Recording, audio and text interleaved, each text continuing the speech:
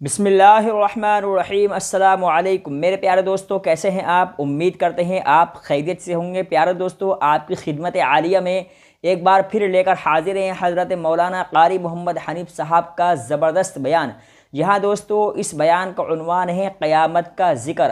حضرت قاری صاحب رحمۃ اللہ علیہ قیامت کے اس ہولناک اور خطرناک منظر کو کس طرح اپنے انداز میں بیان فرما رہے ہیں۔ چلیے ہم آپ کو لیے چلتے ہیں بیان کی جانب اور سنتے ہیں ہم اور آپ مل کر حضرت مولانا قاری محمد حنیف صاحب ملتانی رحمۃ اللہ علیہ کا یہ بیان۔ ستارے زمین پہ دھڑام دھڑام کر کے گریں گے، وَإِذَا الْأَرْضُ مُدَّتْ، زمین بوریے کی طرح سے لپیٹ دی جائے گی، زمین بوریے کی طرح سے لپیٹ دی جائے گی۔ وَإِذَا الْجِبَالُ سُيِّرَتْ، یہ بڑے بڑے پہاڑ ہوا میں کپاس کی طرح اڑتے پھریں گے۔ تمام کے تمام علامات قرآن کریم بتا رہا ہے، اور آج مسلمان ہے، میں خود ہوں، آپ ہیں، میں قسم کھاتا ہوں کہ ہمیں خدا کے کلام پہ یقین کوئی نہیں۔ اگر یقین ہو پھر یہ غفلت۔ صحابی مدنی کریم صلی اللہ تعالی علیہ وسلم کا ساری رات کروٹیں بدلتا ہے، صبح ہوئی بیٹی نے پوچھ لیا، ابا جان میں ساری رات دیکھتی رہی، آپ کو نیند نہیں آئی، کیا کوئی تکلیف ہے؟ کیا کوئی تکلیف ہے؟ دیکھنے والی بیٹی کے بھی قربان جاؤں، بے چین ہونے والے ابا کے بھی قربان جاؤں، آخر بیٹی بھی جاگ رہی ہوگی تبھی تو دیکھا ہوگا۔ کہنے لگے ابا میں نے ساری رات کروٹیں بدلتے دیکھا، کیا بات ہے آج نیند کیوں نہیں آئی؟ فرمایا لختے جگر او نور نظر، او میری بیٹی کل قرآن کریم کی ایک آیت سن کے آیا ہوں، ثم لم یتوبوا فلہم عذاب جہنم ولہم عذاب الحریق، وَلَهُمْ عَذَابُ الْحَرِيقِ۔ بے شک او میری بیٹی جس نے قرآن کریم کے ذریعے جہنم کی خبر سن لی ہو، جہنم کے انگاروں کی خبر سنی ہو، جس نے جہنم کی تباہ کاریاں سن لی ہو، او میری بیٹی نیند کیسے آئے؟ نیند کیسے آئے؟ کیسے نیند آئے؟ امام شافعی رحمت اللہ علیہ اتنے بڑے جلیل القدر ولی کامل ہے، وقت کے امام ہے، پرہیزگار متقی ہے، اپنی بیٹی کو فرمانے لگے لختے جگر تیری آنکھیں بگڑتی چلی جا رہی ہیں، میں دیکھتا ہوں تو ساری رات نیند نہیں کرتی، ساری رات سوتی نہیں، مصلی پہ کھڑی ہو کر قرآن پڑھتی رہتی ہے، تو کچھ نیند کر لیا کر، آنکھوں سے محتاج ہو جائے گی۔ عرض کرنے لگے ابا جان نیند آتی ہے، بستر پہ لیٹ جاتی ہوں، آنکھ لگنے کو ہوتی ہے، فوراً میرے دل میں خیال آتا ہے شافی کی بیٹی تو نے تو بستر سنبھال لیا، صبح تیری نامعلوم زمین کے اوپر ہوگی یا لاکھوں من مٹی کے نیچے ہوگی۔ پھر میری نیند اکھڑ جاتی ہے، پھر کھڑی ہو کر خدا کا قرآن پڑھتی ہوں۔ وہ ساری رات قرآن پڑھا کرتے تھے، اور بدقسمت قوم تمہیں صبح اٹھ کر قرآن کا سپارہ پڑھنے کی توفیق نہیں ہے۔ مسلمان پر قرآن کا دیدار نصیب نہیں، قرآن کی زیارت نصیب نہیں، گدھے کی طرح کھاتے سو گئے اور گدھے کی طرح صبح اٹھ کر کھانا پینا شروع کر دیا۔ تو رب کے کلام کا اتنا باغی کہ تو دیکھنا پسند نہیں کرتا۔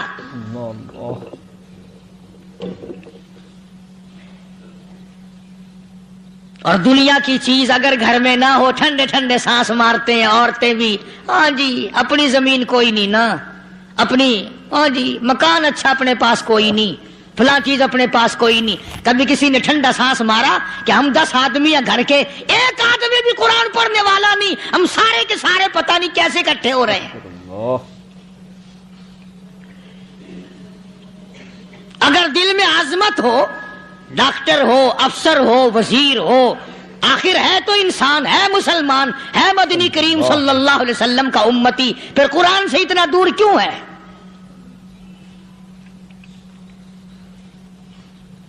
تو اللہ پاک جل شانہ نے فرمایا میرے بندے ہر حال میں ڈر، ہاں تیری ساری چلاکیوں کو میں جانتا ہوں، تیری ساری ہوشیاریوں کو میں اچھی طرح جانتا ہوں۔ فرمایا وہ دن دور نہیں، آیا وقت قیامت کا، آیا، کوئی کسی کے کام نہیں آئے گا۔ فرمایا ان وعد اللہ حق فلا تغرنکم الحیات الدنیا، دنیا نے پھنسا لیا، چہل پہل میں پھنس گئے، اس کے رنگ روغن میں لگ گئے، اس کی زیب و زینت میں لگ گئے، رات اسی کی سوچ ہے، دن میں اسی کا فکر ہے، اور مرنے کا کسی کو بھی فکر نہیں۔ قرآن کریم کے آخری سورت آخری لقمان کے آخری آیتوں میں عجیب مضمون رکھا ہے۔ فرمایا ان اللہ عندہ علم الساعۃ وینزل الغیث، قیامت کا ٹھیک وقت اللہ کے سوا کوئی نہیں جانتا۔ کسے معلوم ہے ابھی اگلے منٹ میں کیا ہو جائے گا، سیکنڈ میں کیا ہو جائے گا۔ اچھا ایک بات میرے ذہن میں آئی، یہ بڑے بڑے لوگ آپ کو ملیں گے دیہاتوں میں بھی، بازاروں میں بھی، شہروں میں بھی، فلانا بزرگ غیب کی باتیں بتایا کرتا تھا، فلانا ولی یوں بتایا کرتا تھا۔ کبھی یہ بھی تو پوچھنا کہ اس ولی نے کبھی یہ بھی بتایا کہ میں مروں گا کب، کس دن مروں گا؟ سچ، جب اپنی موت کا پتہ نہیں تو اور کسی چیز کا کیا پتہ ہے؟ صرف اٹکل پچو تیر لگانے والی بات ہے۔ ابھی چند مہینے ہوئے یہاں میرے پاس چند نوجوان آئے ملتان شہر سے اور کہنے لگے کہ 25,000 کی چوری ہو گئی ہے، بتا کدھر کون لے گیا، کدھر لے گیا۔ میرے پاس آئے یہاں، میں نے کہا بتا دوں گا پر آدھے لوں گا۔ کہنے لگا نہیں نہیں دیکھا نا جی اتنا تو نہ کرو۔ اور میں نے کہا وہ سارے ہی چلے گئے یار، یقین کرو میں یہاں چارپائی میں بیٹھا ہوں دروازے کے باہر، عصر کے بعد پوری پارٹی آئی اسی شہر کی کہ 25,000 روپیہ گم ہو گیا ہے، بتا کدھر گیا ہے۔ سب لوگ کہتے ہیں قاری حنیف بتاتا ہے، سنو قاری حنیف بتاتا ہے، یقین کرا دوں گا میں۔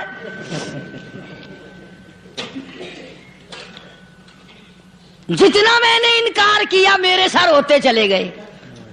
اخیر میں نے بکواس کر دی، میں نے کہا اچھا بتاؤں گا پھر آدھے لوں گا۔ کہنے لگے نہیں، تماشا دیکھا یعنی اندازہ لگاؤ کہ ہم شہر سے سن کر آئے ہیں کہ قاری حنیف چوریاں بتاتا ہے۔ اللہ غنی، کس کو معلوم ہے کہ ابھی کیا ہو جائے گا؟ اللہ پاک نے کسی کو نہیں بتایا۔ فرمایا ان اللہ عندہ علم الساعۃ وینزل الغیث،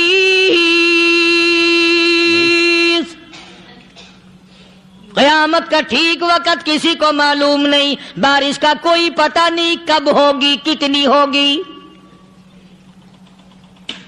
تم ابھی کہہ رہے ہوگے کہ جی محکمہ موسمیات والوں کو پتہ چلتا ہے، ان 3 مہینے میں یہ محکمہ موسمیات والے کئی دفعہ کہہ چکے ہیں کہ بندہ باندی ہوگی، مگر کچھ بھی نہیں ہوا۔ بلکہ جتنے یہ زیادہ بتلاوے نا اتنے ہی موسم خراب ہوتا چلا جا رہا ہے۔ پچھلے سال انہوں نے روئی کی گانٹھوں کی گنتی بتائی کہ اتنی کپاس پیدا ہوگی ملک میں، اتنی روئی کی گانٹھ بنے گی، اتنی باہر بھیجیں گے اور اتنی اپنے گھر رکھیں گے۔ ذرا پوچھو تو صحیح ذمہ داروں سے سر کھجاتے پھریں کہ کھاد کے پیسے بھی واپس نہیں ہوئے۔ بھلے کسی کو کیا پتا کہ ابھی کیا تھا اور ابھی کیا ہو جائے گا، کل کیا ہوگا، پرسوں کیا، ایک اللہ کی ذات جانتی ہے۔ اللہ کی ذات جانتی ہے۔ فرمایا وَيُنَزِّلُ الْغَيْثَ، کوئی نہیں جانتا بارش کب ہوگی، کتنی ہوگی، کہاں تک ہوگی، کس قدر ہوگی، کس طرف میں ہوگی، کہاں نہیں ہوگی۔ وَيَعْلَمُ مَا فِي الْأَرْحَامِ، کوئی نہیں جانتا عورت کے پیٹ میں کیا ہے، لڑکا ہے کہ لڑکی۔ باپ کو پتہ نہیں، ماں کو پتہ نہیں، دادی کو پتہ نہیں، نانی کو پتہ نہیں۔ یوں کہ کسی کو پتہ ہو یا نہ ہو، حضرت صاحب کو پتہ لگ جاتا ہے۔ حضرت صاحب کو کیوں؟ حضرت صاحب ٹھڈ دے اندر وڑدا ہوندا ہے۔ تماشا دیکھ، کوئی کسی کو پتہ نہیں چلتا۔ اور خدا نے اپنی خدائی کسی کو تقسیم کر کے دینی نہیں. لم یلد ولم یولد. نہ میرے ماں باپ، نہ میں کسی کا باپ، نہ میری اولاد، نہ میں کسی کی اولاد. اللہ الصمد، بے نیاز، بے مثل، بے مثال ہوں. ہمیشہ سے ہوں اور ہمیشہ رہوں گا. سام میرے محتاج ہو، میرے دروازے کے گداگر ہو، میرے دروازے کے فقیر ہو، میرے دروازے کے دستے نگر ہو. آؤ مانگو کھاؤ، موت آئے مر جاؤ. اگر اکڑو گے فرمایا پھر میں نے بڑی بڑی سزائیں دی ہیں لوگوں کو. ہاں ہاں، میں تو توبہ بھی منہ سے نہیں نکلنے دیتا. اللہ، کلمہ تو کلمہ ہائے نہیں کرنے دیتا میں. جب میں موت کا پیغام دوں یکدم دل کی حرکت بند ہو جاتی ہے. ہائے بھی نہیں، اوئی بھی نہیں، اف بھی نہیں، کچھ بھی نہیں. ہائے بھی نہیں، اوہ بھی نہیں، اف بھی نہیں، کچھ بھی نہیں. فرمایا وَيَعْلَمُ مَا فِي الْأَرْحَامِ. کسی کو پتہ نہیں عورت کے پیٹ میں کیا چیز ہے. دیکھو نا، جس نے 9 مہینے بچہ پیٹ میں رکھا، جب بچہ پیدا ہوتا ہے نا خود ماں بھی کان لگاتی ہے، بتائیں گی لڑکا ہے کہ لڑکی ہے.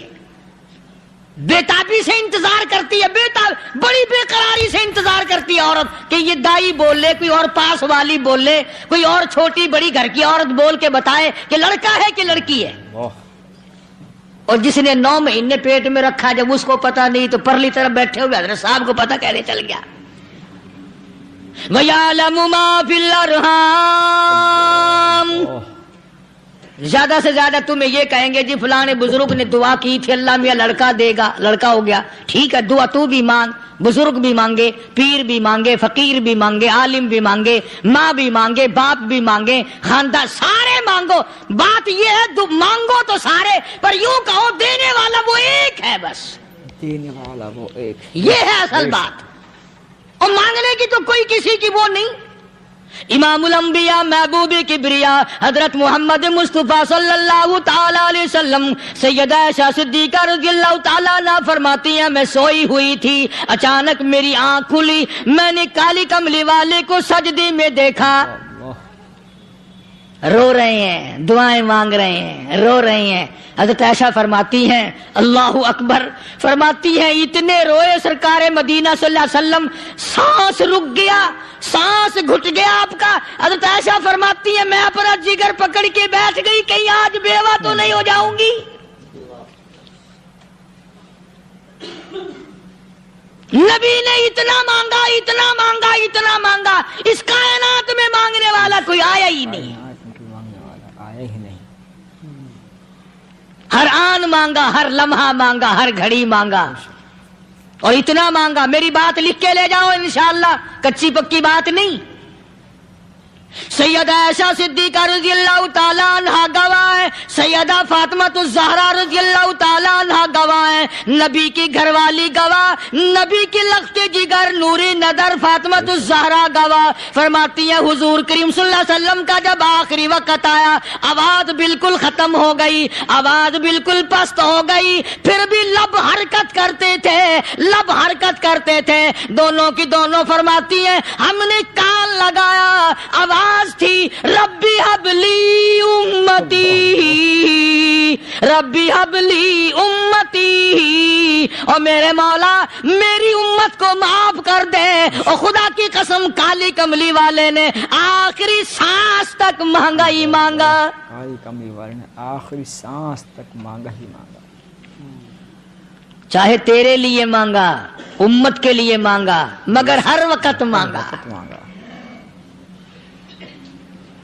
اور یوں فرمایا کہ میدان حشر میں جب لوگ چاروں طرف سے پریشان ہو کر، عاجز ہو کر، تنگ ہو کر، دھکے کھا کر، ذلیل ہو کر، انبیاء علیہ الصلوۃ والسلام کے مشورے سے جب حضور کریم صلی اللہ علیہ وسلم کے دربار میں آئیں گے، مشکاۃ شریف میں حدیث موجود ہے، ارشاد حضور کریم صلی اللہ علیہ وسلم کا، فرمایا لوگ مجھے سفارش کے لیے کہیں گے اللہ اکبر، اللہ اکبر کبیرہ. تو یوں فرمایا یہ نہیں فرمایا کہ میں اللہ میاں کو ٹیلی فون کروں گا کہ دیکھنا ذرا خیال کرو امت آ رہی ہے میری، یا امت کو یہ کہے کہ رکا لے جاؤ. بلکہ یوں فرمایا جیسے امت آ کر کے مجھے پریشان کرے گی میں سجدہ کروں گا، میں سجدہ کروں گا، اس وقت بھی سر میرا در تیرا، جھولی میری عطا تیری۔ اور حدیث پاک کا اگر مضمون پڑھ کر دیکھو سارے مضامین حل ہو جائیں۔ یوں فرماتے ہیں خود حضور کریم کہ میں اتنا لمبا سجدہ کروں گا اس وقت قیامت میں، اتنا لمبا سجدہ کروں گا کہ 7 دن 7 راتیں کا وقت 1 ہفتے کے برابر وقت لگ جائے گا، میں سر سجدے سے نہیں اٹھاؤں گا، سر سجدے سے نہیں اٹھاؤں۔ اتنا لمبا سجدہ کروں گا کہ 1 ہفتے کی مقدار وقت لگ جائے گا۔ یہ مقدار کیوں فرمایا؟ قیامت کا دن ہے نا، دن ڈھلنا نہیں، چھپنا نہیں، رات آنی ہی نہیں، رات تو ہے ہی نہیں نا، اس لیے فرمایا 1 ہفتے کی مقدار دن لگ جائے گا، وقت ختم ہو جائے گا پورا ہفتے کے برابر۔ اس کے بعد اللہ پاک مجھے فرمائیں گے ارفع راسک یا محمد صلی اللہ علیہ وسلم، میرے محبوب سر اٹھاؤ، سر اٹھاؤ، سل مانگو توتا دوں گا، مانگو دیا جائے گا، سوف یعطیک ربک فترضی، تیرا رب تجھے راضی کر دے گا۔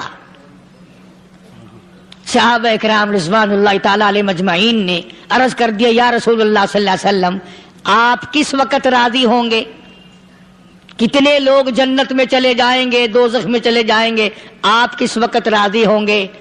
خدا کی قسم اس محسن کائنات کا کیا کہنا کالی کملی والے نے جو ہم پر مہربانی فرمائی۔ یوں فرمایا جب تک ایک ایک امتی کلمہ پڑھنے والے کا ہاتھ پکڑ کر جنت میں نہ لے جاؤں میں محمد الرسول اللہ کو چین نہیں آئے گی، ایک ایک کو لے جاؤں گا اور چین نہیں آئے گا مجھے اس وقت بھی۔ تو عرض کر رہا تھا کہ قرآن کریم نے اور تمام چیزوں میں عقیدے کا سدھار کہ عقیدہ بناؤ، یہ جو عقیدہ ہے نا اس کی حیثیت ایسی ہے جیسے پہلی اینٹ عمارت کی،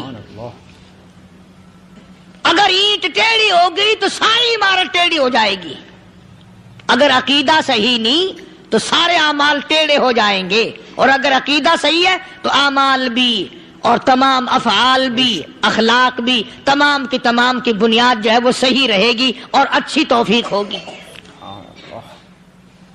یہ عربی کلمہ ہے، آپ اور میں اگر کلمے کا معنی سمجھ لیں پھر بھی بات بنتی ہے، یہی تو معنی لا الہ الا اللہ، کوئی نہیں، بگڑی بنانے والا کوئی نہیں، حاجت روا کوئی نہیں، مشکل کشا کوئی نہیں، تیرا ہاتھ پکڑنے والا کوئی نہیں، مجھے اور آپ کو اولاد دینے والا کوئی نہیں، بیوی بچے دینے والا کوئی نہیں، یہ ہر روز روٹی کھلانے پانی پلانے والا اس کے سوا کوئی نہیں، الا اللہ، ایک اللہ کی ذات ہے۔ اور فرمایا کہ یہ بتایا کس نے کہ یہ سب کچھ کرنے والا کون ہے؟ محمد الرسول اللہ صلی اللہ علیہ وسلم، کہ ہمارے آقا اور مولا حضرت محمد الرسول اللہ صلی اللہ علیہ وسلم نے بتایا۔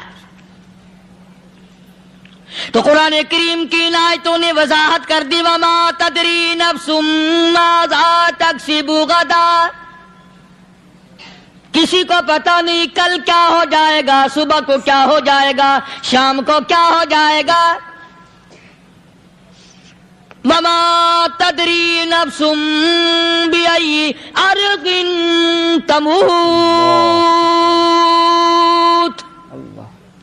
کوئی نہیں جانتا موت کس جگہ پہ آئے گی، موت کس جگہ پہ آئے، کسے معلوم ہے کہ میری قبر کہاں بنے گی؟ کوئی نہیں جانتا میرے اس بدن کو جانور کھا جائیں گے، کسی کو علم نہیں ہے کہ قبر کا گڑھا ملے گا کہ نہ ملے گا، کفن ملے گا کہ نہ ملے گا، نماز جنازہ نصیب ہوگی کہ نہ ہوگی، غسل نصیب ہوگا کہ نہ ہوگا، کوئی نہیں جانتا کلمہ پڑھتے موت آئے گی یا کنجری کے گانے سنتے گاتے موت آئے گی۔ کس کو علم ہے کہ آخری کلام جو دنیا میں ہوگا وہ درود پاک ہوگا یا قرآن کریم ہوگا یا دعا ہوگی یا استغفار ہوگا، اور یا گالی منہ سے نکلے گی دم نکل جائے گا۔ کسے معلوم ہے؟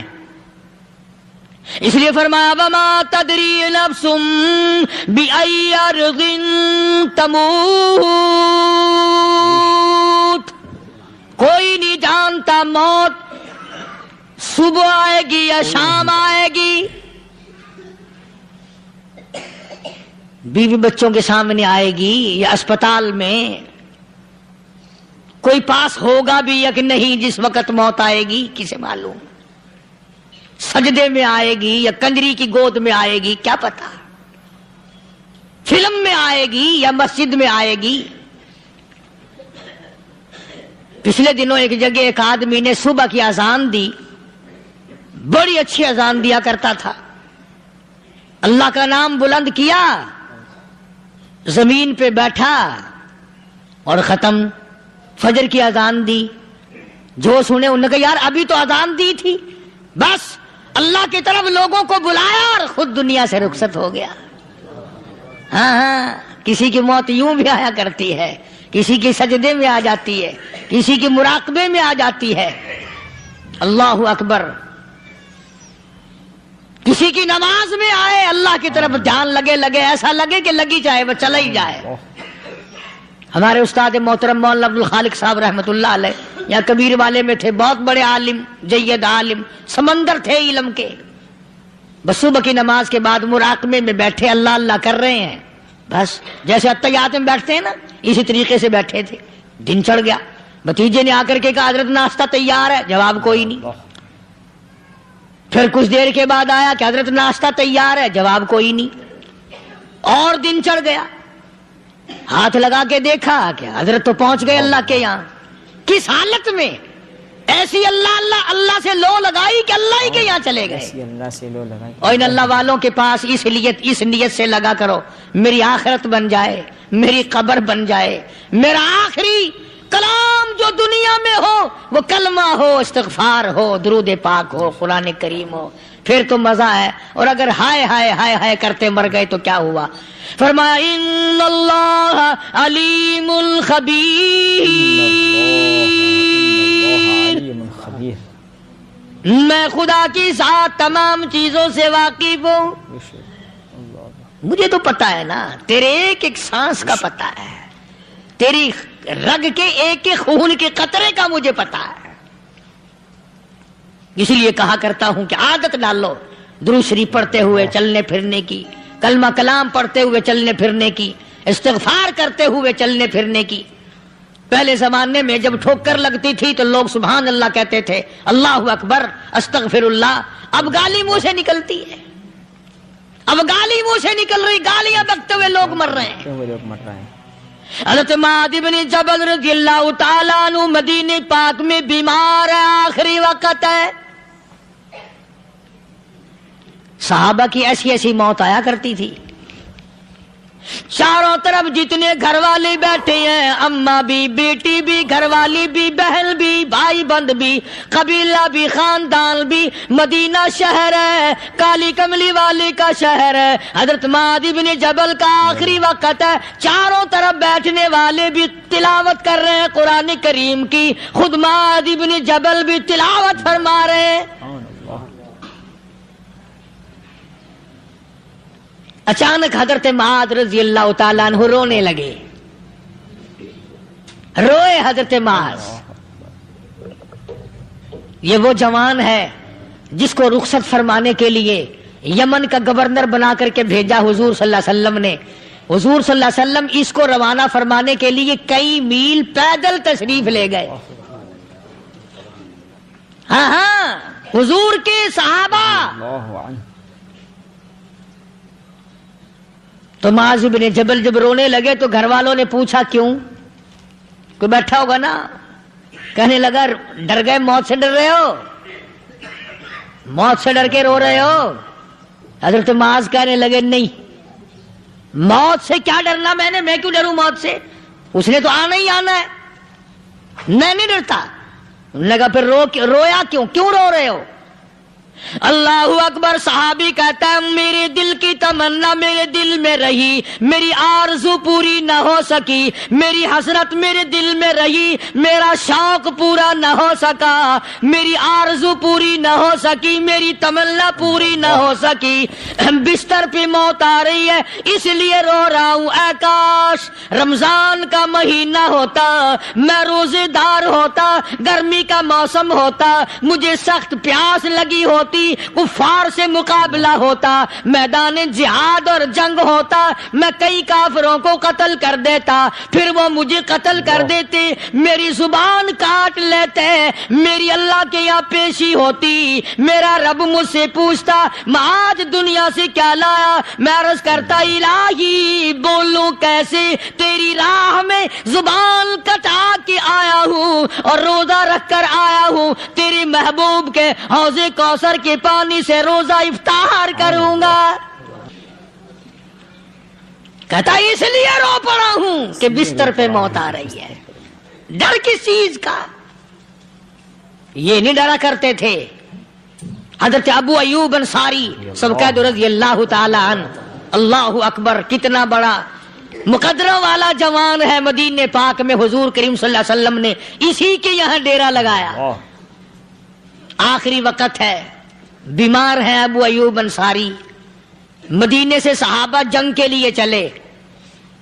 صحابہ کی تمنائیں دیکھو. ہم جتنے بیٹھے ہماری تمنا تو یہی ہے نا, کاروبار بڑھ جائے, مکان دکان کا ساز و سامان بڑھ جائے, یہ مل جائے وہ مل جائے, یہ ہو جائے وہ ہو جائے. ابو ایوب انصاری بیٹھے ہوئے دیکھ رہے ہیں صحابہ سواریوں پہ پیدل, تلوار, نیزے, تیر لے کے چلے. ابو ایوب انصاری کہنے لگے کہاں چلے ہو؟ کہ جہاد فی سبیل اللہ کے لیے. کہنے لگا مجھے بھی لے چلو. سمجھ رہے ہیں آپ سارے؟ فرمایا مجھے ساتھ لے چلو. ساتھ لے چلو. دیکھا کمال ہے, بیمار آدمی اور جنگ میں بیمار کا کیا کام ہے, کیا کرو گے؟ نے کہا مہربانی کرو, احسان کرو مجھ پر, مجھے ساتھ لے کے چلو. خدا کے بندے بیمار ہے, کرے گا کیا میدان جہاد میں؟ کہنے لگا تم تو بیمار کی بات کر رہے ہو, مجھے ساتھ لے چلو اونٹ پہ ڈال کر. توجہ کرنا ذرا, آخری بات میرے یاد آئی ہے بتانے لگا ہوں. ابو ایوب انصاری حضور کا میزبان مدینے والا کہتا ہے میں بیمار ہوں, مجھے اونٹ پہ ڈال کے لے چلو, اور اگر میری راستے میں موت آ جائے پھر بھی میری لاش کو ساتھ لے جانا. جہاں کفر اور اسلام کا جنگ ہوگا, مقابلہ ہوگا, اس میدان میں میری لاش کو پھینک دینا. شاید کسی مجاہد کی سواری کا پیر میرے اوپر آ جائے, میں بھی قیامت میں اللہ کے حضور میں کہوں گا یا اللہ تیرے میدان جہاد سے اٹھ کے آیا ہوں. میں بھی میدان جہاد سے اندازہ لگا ابو ایوب انصاری کی تمناؤں کو دیکھ, حسرتوں کو دیکھ. فرمایا مجھے ساتھ لے چلو, اگر میری موت آ جائے تو لاش کو بھی پھینکنا نہیں, دفن راستے میں نہ کرنا, ساتھ لے چلو, وہاں میدان میں ڈال دینا, اور اسلام کے لیے جو لڑنے والے ہوں, کفر کو مٹانے والے ہوں, ان کے پیر میرے اوپر آ جائے, میں کامیاب ہو جاؤں گا. ایک تم ہو جو مسجد میں جھاڑو دینے سے بھی آر کرتے ہو, صف بچھانے میں بھی تمہیں شرم آتی ہے, صف اکٹھا کرنے میں بھی تمہیں شرم آتی ہے, ادھر ادھر کوئی چیز کرنے میں تمہیں کیا معلوم ہے جس وقت قیامت کے دن ان شاہی درباروں کے خادموں کو انعام ملے گا نا, پھر ٹکرے مارو گے, او ہو لو بھائی کمال ہو گیا, ہم تو یوں ہی رہ گئے. تو آج توفیق نہیں رہی. اللہ سے مانگ, سوتے بھی مانگ, جاگتے بھی مانگ, ہر وقت مانگ, وہی تیری میری جھولی بھرے گا. اسی کی عطا اور بندہ نوازی سے ہم سب کا کام چلے گا. فرمایا ان اللہ علیم خبیر, میں تمہاری ضروریات کو بھی جانتا ہوں, ہر چیز کا مجھے پتا ہے. اللہ مجھے اور آپ کو عمل کی توفیق عطا فرمائے. اللہ پاک اپنے فضل و کرم سے ہم سب کو اپنے بندے بنا لے, عقائد اور اعمال کی درستی فرما دے, مرتے وقت ایمان کی دولت عطا فرمائے. وآخر دعوانا الحمدللہ رب العالمین. ماشاء اللہ. تو پیارے دوستو یہ تھا حضرت مولانا قاری محمد حنیف صاحب ملتانی رحمۃ اللہ علیہ کا بڑا خوبصورت بیان۔ جی ہاں دوستو، اس بیان میں حضرت قاری صاحب رحمۃ اللہ علیہ نے صحابہ کرام کے جو واقعات بیان فرماتے ہیں جی کرتا ہے کہ ان کو سنتا ہی چلا جائے۔ آخر میں حضرت قاری صاحب رحمۃ اللہ علیہ نے حضرت ابو ایوب انصاری جو حضور اکرم صلی اللہ علیہ وسلم کی مدینہ طیبہ میں میزبان ہوئے تھے، حضور صلی اللہ علیہ وسلم نے انہی کے گھر ڈیرا ڈالا تھا، واقعہ ارشاد فرمایا کہ بیمار ہیں اور میدان جہاد میں صحابہ چلے ہیں، تو ان سے آپ فرماتے ہیں کہ مجھے بھی ساتھ لے کے چلو۔ تو لوگ کہنے لگے ابو ایوب تمہارا دماغ تو ٹھیک ہے، تم ٹھیک تو ہو، تم بیمار ہو اور تم میدان جہاد میں کیا کرو گے؟ میدان جہاد میں جانے سے کیا مطلب؟ بیمار آدمی کا میدان جہاد میں جانے سے کیا مطلب؟ تو کہنے لگے تمہیں کیا معلوم ہے، تم میری صحت کی بات کرتے ہو، تم مجھے میدان میں لے چلو، اور اگر میری موت راستے میں آ جائے تو بھی میری لاش کو میدان جہاد میں لے جا کر پھینک دینا، کہیں ایسا نہ ہو کہ کسی مجاہد کی، کسی دین کا جو دین کو بلند کرنے والا مجاہد، اس کے گھوڑے کے نیچے میں آ جاؤں، کسی مجاہد کا پیر میرے اوپر پڑ جائے تو کل قیامت میں بھی خدا کے سامنے گواہی دے دوں گا کہ اللہ میں بھی میدان جہاد سے اٹھ کر آیا ہوں۔ تو دوستو، صحابہ کرام کی تمنائیں بھی ایسی ہوا کرتی تھی۔ اللہ تعالی ہمیں بھی صحابہ کرام کے نقش قدم پر چلنے کی توفیق عطا فرمائے۔ دوستو آج کے لیے فی الحال اتنا ہی۔ ویڈیو آپ کو اچھی لگی ہو تو لائک کر دیں، چینل کو سبسکرائب ضرور کیجیے تاکہ قاری محمد حنیف صاحب ملتانی رحمۃ اللہ علیہ کے مزید اور خوبصورت بیانات آئندہ بھی آپ کے سامنے آئیں۔ ہمیں دیجیے اجازت، اللہ حافظ۔